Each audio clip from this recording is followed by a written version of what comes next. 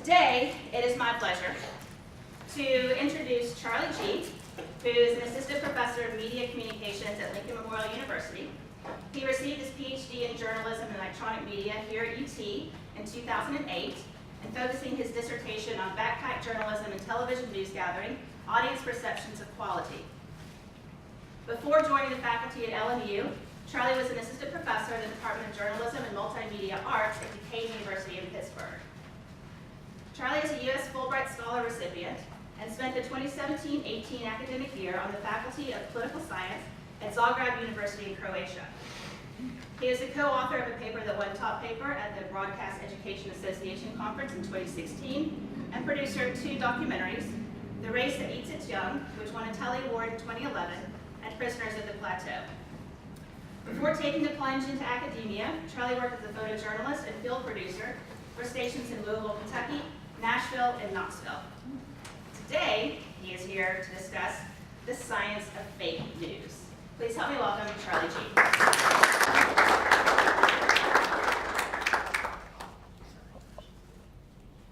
I need more PR like that. Are you sure that's the right person?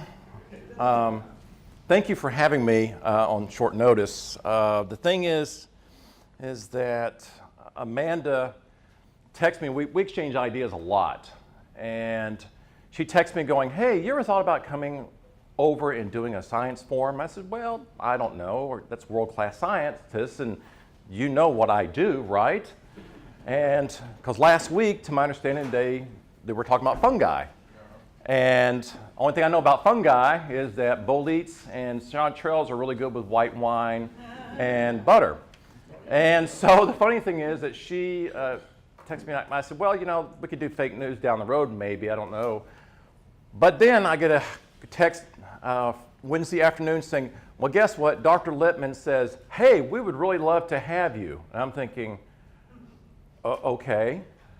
And so I had less than 48 hours to put this together. Now, the funny thing is, and I'd like to thank you all attending, I know that a lot of you wanted to learn about nuclear science, so if you feel cheated about that, the only thing I know about nuclear science is that to get fissile material from U-235, you have to get it from U-238 through the centrifuges and gaseous diffusion. So hopefully you don't feel slighted now. At least you have some information about nuclear science. And so the funny thing is, Dr. Lippman was I was in his science journalism class when I came out of television, and I decided to take him for an elective. Students always will come to me and go, "Hey, this is hard." And I said, "You want to know something hard? I still have an assignment that he returned to me, copy edited. The only thing that was not copy edited on that assignment was my name." And so I said, "If you want something tough, write for Dr. Lippman," in a way. So it's good to see so many faces from Jim represented here. That's nice and everything. So what got me into this idea of fake news, I was in Croatia last year, and I was meeting with a friend of mine from ASU who comes over and helps out yearly. They do a documentary every year. And since I was there, I was helping him out. During this process, one of the persons from the embassy was asking about maybe we can do a grant. Recently, the U.S. State Department got a grant from Congress for $120 million to fight Russian trolling and fake news. And so we were brainstorming and everything else. So while I was there, I'm going, okay, is it really bad over here about the idea of misinformation, disinformation? So while I was there, I decided to also give some lectures around the country to high schoolers and everything else about the idea of fake news. And so today, in a quick down and dirty way of looking at it, some things I thought about that could be relevant in the idea of fake news. So news defined. We know, for the most part, you all are smart, so you know exactly what news is. We don't have to go through explanations of something like this. But the thing is there are categories to news that the industry uses, usually business, government, sports, and so forth. Now with these, the thing is that there is a history. We think fake news is recent. I know that we keep hearing fake news, and The thing is that we think it just came from the last 2 or 3 years because of the political situations. It has not. It's been around a lot longer than you think. Usually it goes back to what I could find to the yellow journalism days from the 1890s through the 1920s. There was a rise of public opinion at this time, Walter Lippmann with the PR. And so the thing is, technology from the 20th century was dominated by print and broadcast. You had to have a lot of money to get into the business. So it was a high barrier of entry to get into it. But one thing too is that with the internet now, everybody can get involved in a way. So, for example, from a propaganda standpoint, I pulled these from the late 1890s.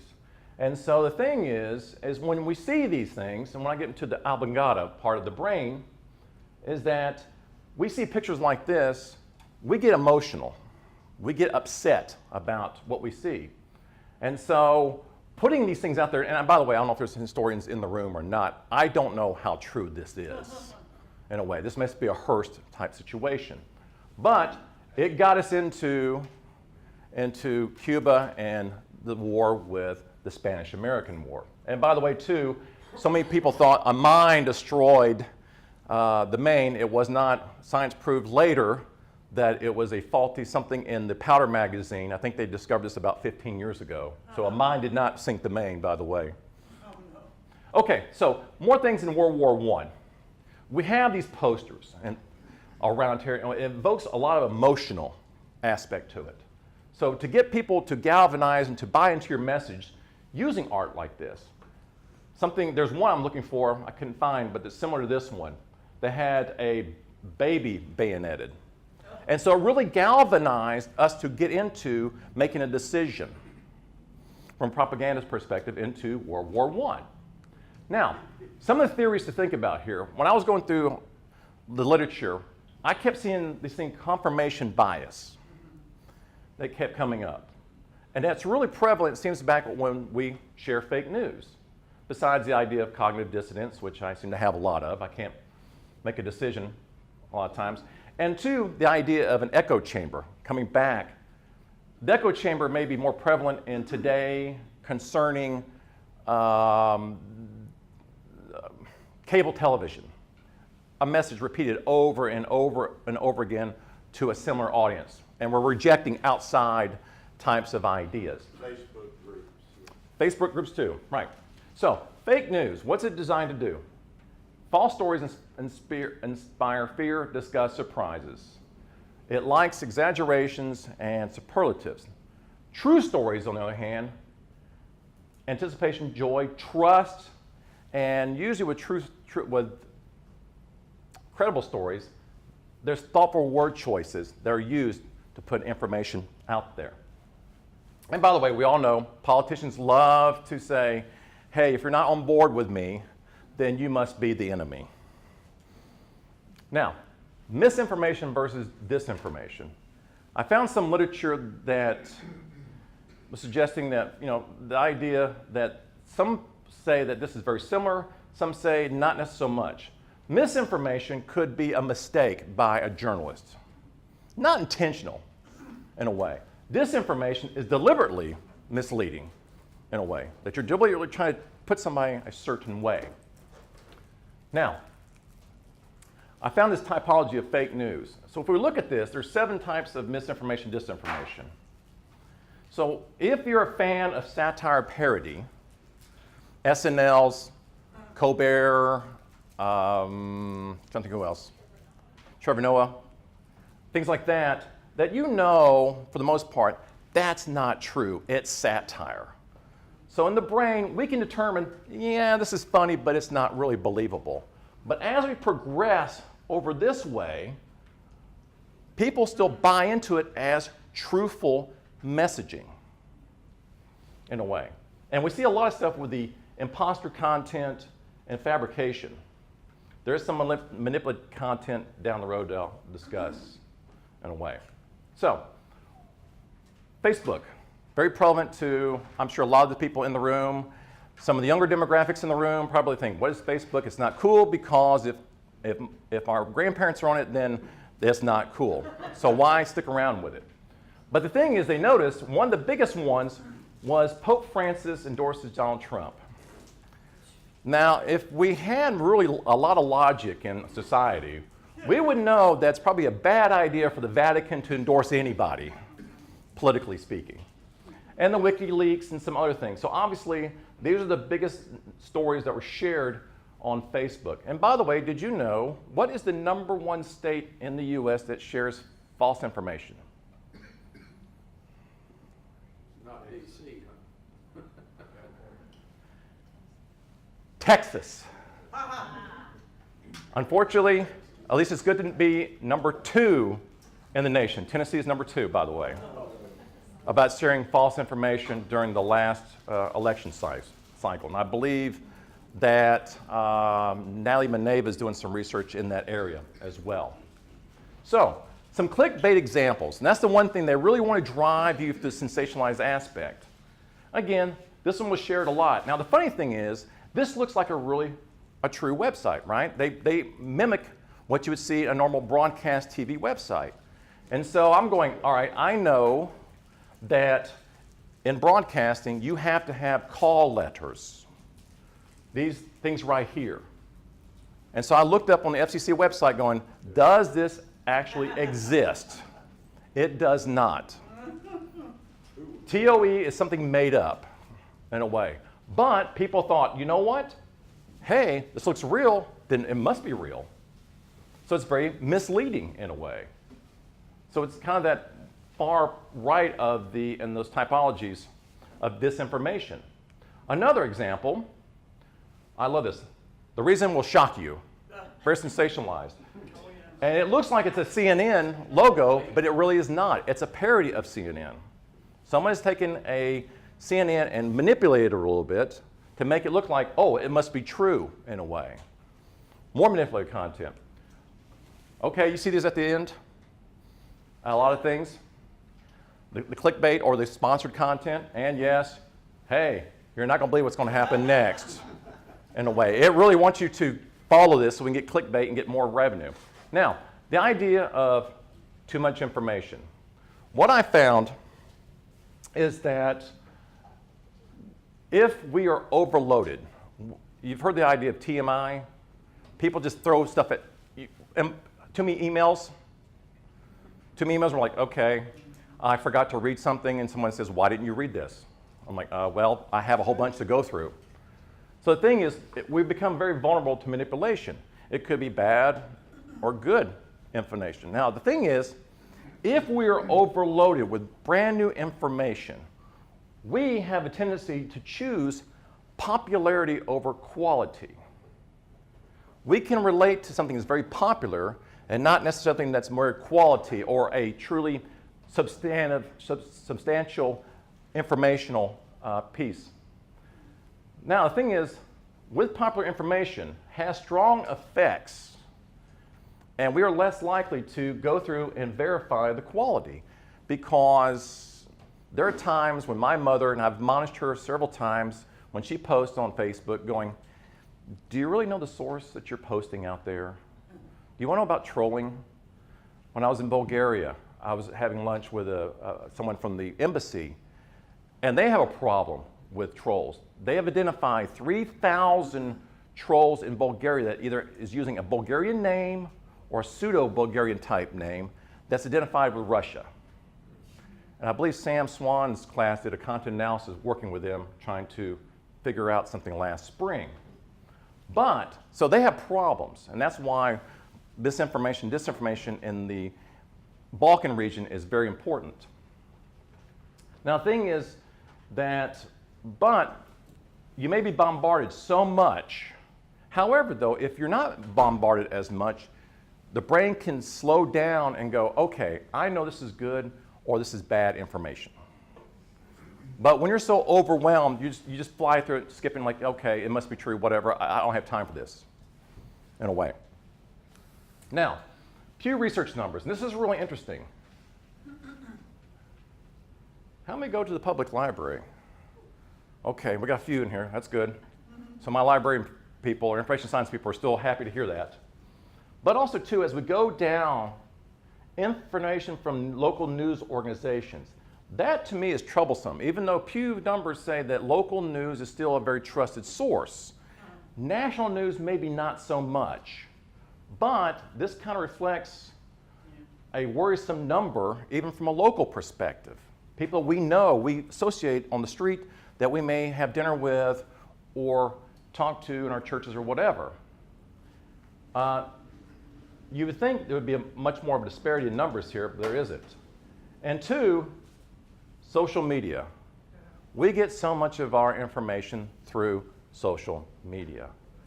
Out of curiosity, how many of you do you think get over half of your news information from a social media site, by show of hands? I got, not bad. Okay, that's good. So the thing is, now, who's the popular one on the block? Obviously Facebook. Facebook, Google takes, 80% of the revenue from normal, traditional legacy media, in a way. Twitter, not so much. Snapchat. In Eastern Europe, by the way, Facebook is the big deal. Students love Facebook. Here, they're kind of like, yeah, something like that, but they're not as big into it as we are in here. Now, the thing is, here's something that's really interesting too. If we say it's not trustworthy, why do we still go there? The thing is that we know this is an appendage now. Yeah. We can't put this down.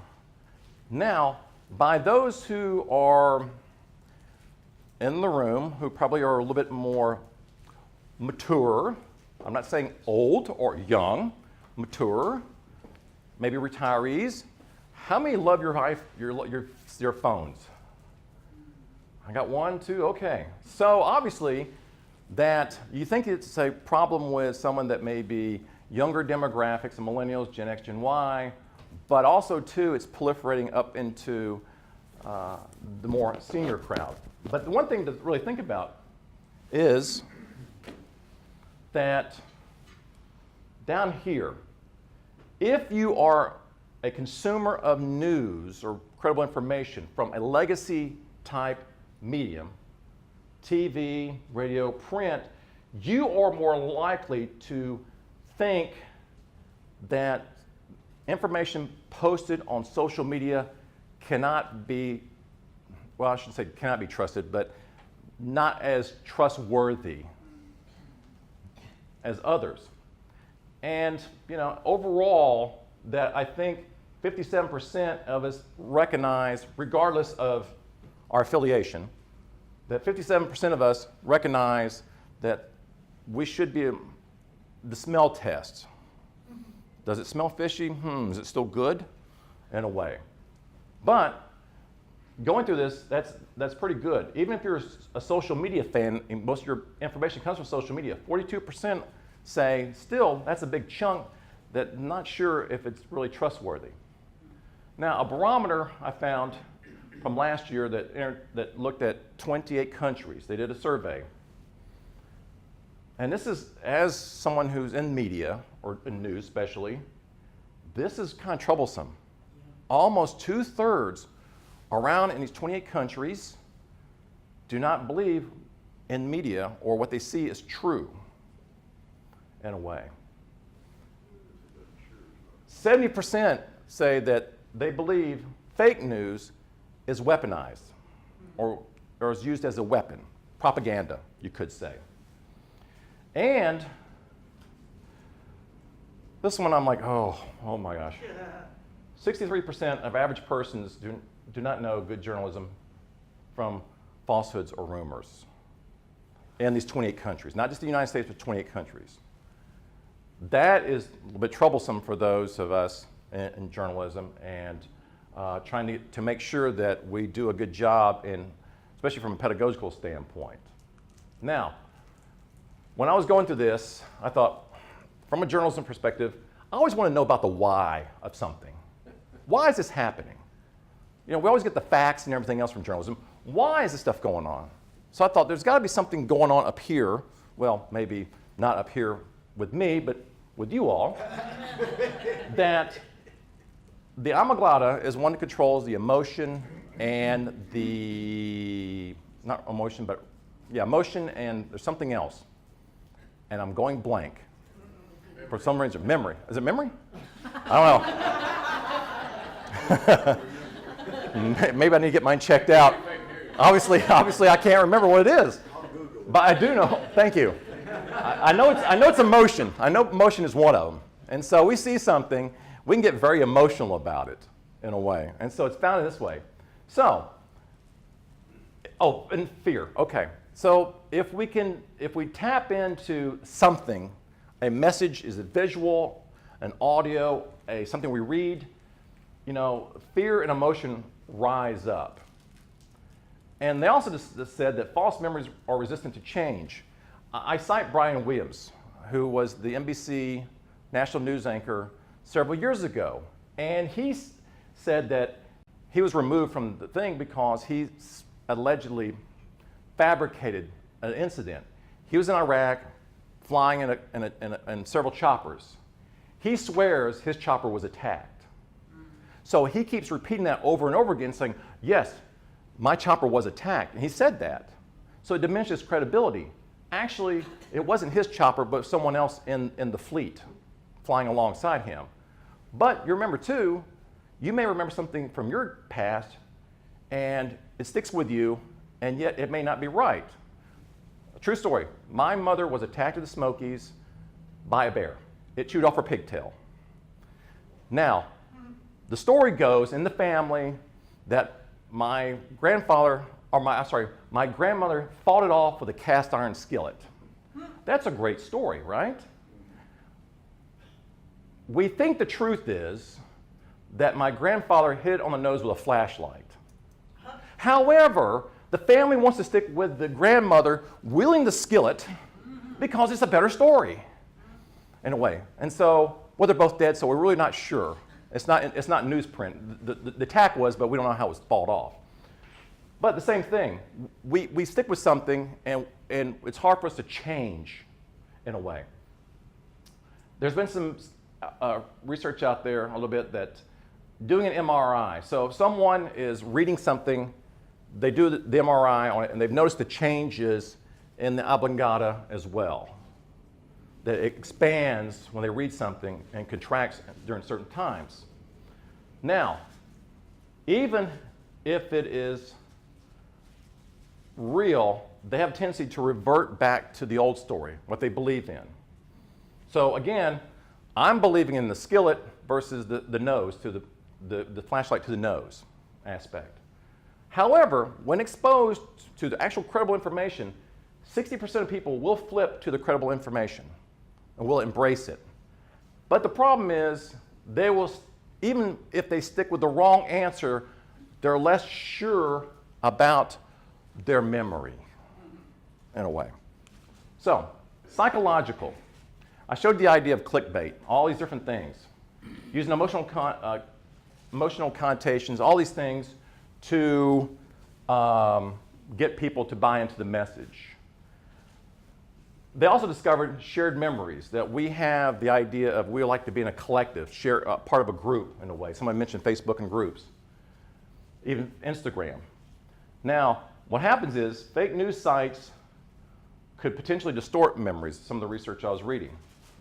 And the idea of memory convergence, that promotes the idea that you want to share something with someone you like, you care about them. Hey, take this piece of information. Now, it also helps with group cohesion, so everybody's buying into the message.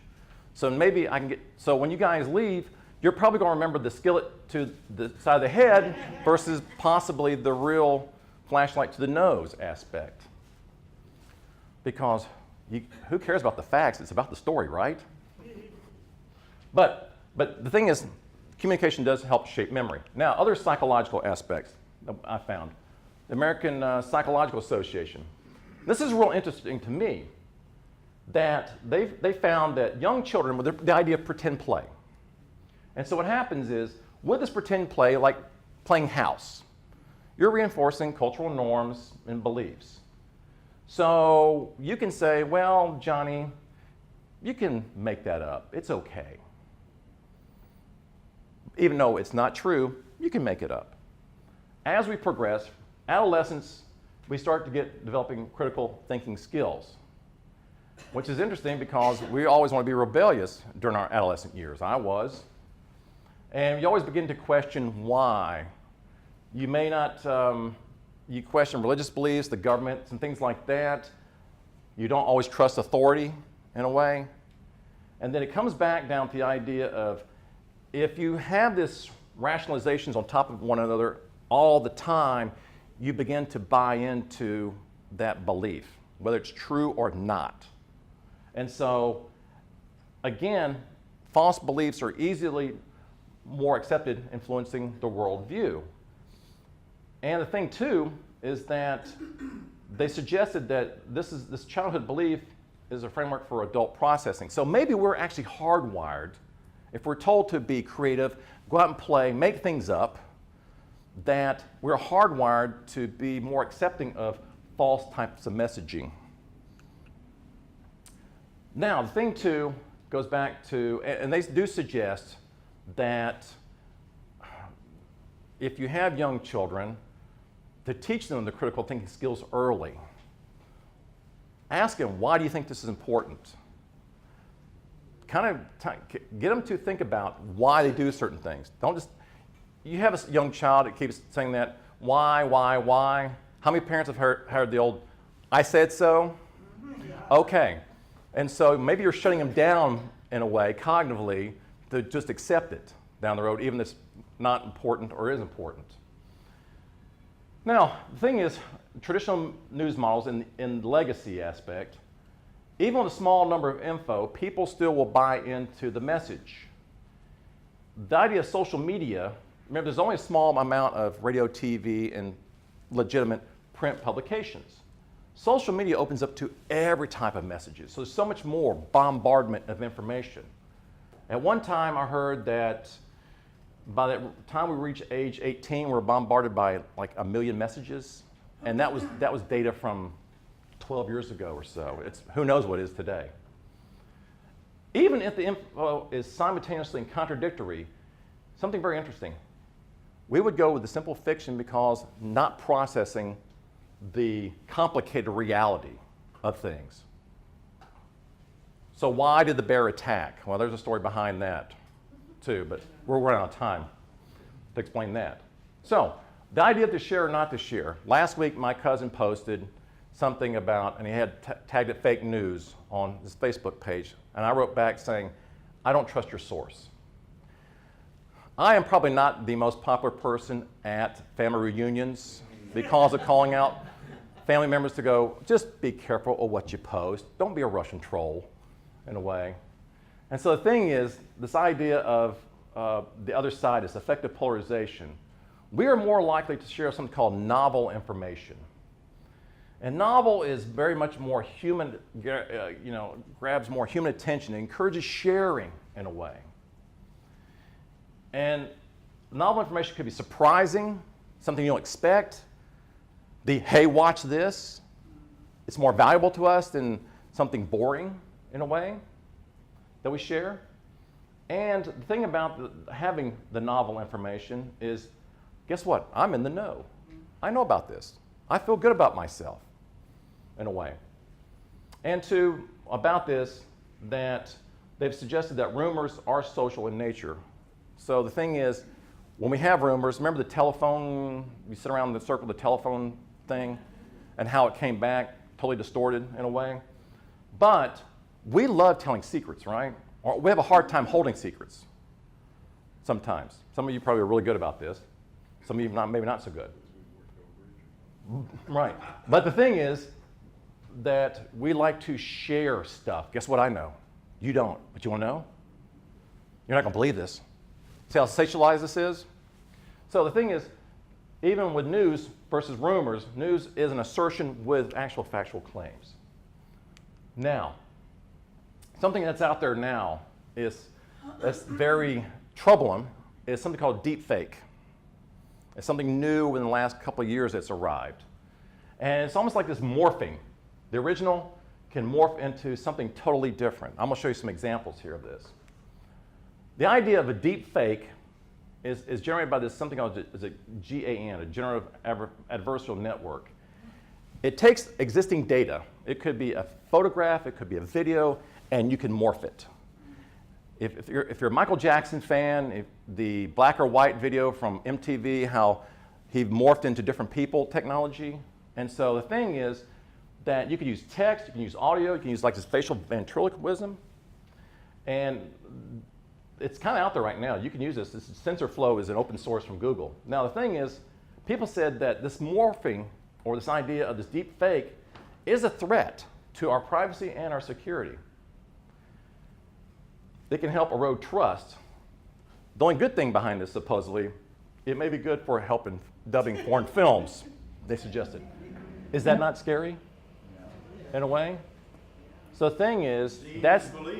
Yes. So if you're not media literate, how would you know that's fake? Or it's just someone that's not maybe as attractive as it once was, that let herself go. Right. So, let's see what happened here. Okay. Now, artificial intelligence. I'm diving into this as well. There's an estimated that 60 million bots are out there on Facebook, in a way. It's been suggested, too, that during October of 2016, we as Americans have been exposed to at least 1 to 3 messages from known fake publishers, in a way. And there's a new thing out there called astroturfing. And it's a fake grassroots movement pushed through by bots. I think there is a website, that was shared a lot in the United States. One of the most falsely shared stories in the United States was from the Tennessee Republican Party or something that was political, that had nothing to do with the actual people, that was shared a lot. And I actually saw this bouncing around as well, and I'm going, this is what they're talking about that was fake. So that may have helped push, certain agendas in a way. But this AstroTurf, now with fake grassroots movements, are being pushed by these bots. So AI is fighting back. What can we do to fight back here? It's all about data. What they've been using right now is, so far, the search engines called scoring are rating the accuracy. So your, your Google's, your, I was going to say Netscape, that dates me a lot. AOL, CompuServe. The Yahoos, your search engines, your Bings and everything else, that they can rate these for accuracy, hopefully, and reduce the idea of getting fake information out there. There's something called NLP, natural language processing, I found. It can look at subject lines, headline, text, and even the geolocation where it started from and track it to go, okay, something's wrong here. It can also, using artificial intelligence, looking at the authenticity of a certain media outlet or a website, like the Wall Street Journal, and let people know that this comes from an original source, from a trusted source in a way. And also, too, there's something called keywords and analytical flagging, looking through sensational wording, that you see this surprise or hey, you need to look at this, like a call to action in a way. Now, there's some ones out there that are helping. A lot of you are familiar with Snopes. Yeah. I think they just dropped their contract with Facebook a couple of weeks ago, if I remember correctly. There's one hoaxy that's pretty new out in the market. That's through the Indiana University. They can actually, you can track down the originations of hashtags. So you can go back and find out where some of the stuff is involved. Google Trends, and then some of the French are working with some things as well. Now, how to spot fake news. I used this when I was over in Croatia, and this is from the Library of Sciences, and they actually had a poster like this. It was in Croatian, but it was very similar to this. So it's good to see that they're using that. Look at the source. Again, I tell my family, who you're getting this information from? Do you really believe this? Well, quit spreading it. We can talk about it at the family reunion later. But You know, you check the date, how old is the author? Can you go back and check if the author, how legitimate they are? Is this a joke? This goes back to the parody, the satire, and everything else. You know, is there any biases that you see? Check your experts. When I was over in Croatia, I'd be getting a lot of my news from a lot of the internationals. German, the Chinese, French, several English-speaking news sources. This one I saw on English Channel 24, that they're trying to get people to understand about fake news. It's a 7-minute video, but hopefully you'll get the gist of it. So the French obviously are trying to educate the public in a way of what to spot and what not to spot. Quickly. France 24, English, yes. So, fake news does have consequences. Some of you remember Pizzagate, the person that thought Hillary Clinton was harboring, I don't know, someone downstairs in a pizza place, and someone went and started shooting up, trying to rescue trafficking in a way. Financial, you know, someone put a fake iPhone in there for something about an email, 4 billion dropped in Apple's shares. I found the information that one false tweet wiped out 30 billion in stock value due to Obama's injuries. And so what this problem is with this fake news, it's leading to destabilization. The deep fake and all these things are leading to destabilization in economies, in governments, and too, if you're a history person, if you use a deep fake, we can alter history of FDR's fear speech after the bombing of Pearl Harbor. So future generations won't know who actually did it because we can have a CGI or a deep fake aspect behind that. So again, let's be smart about our sourcing in a way. Okay?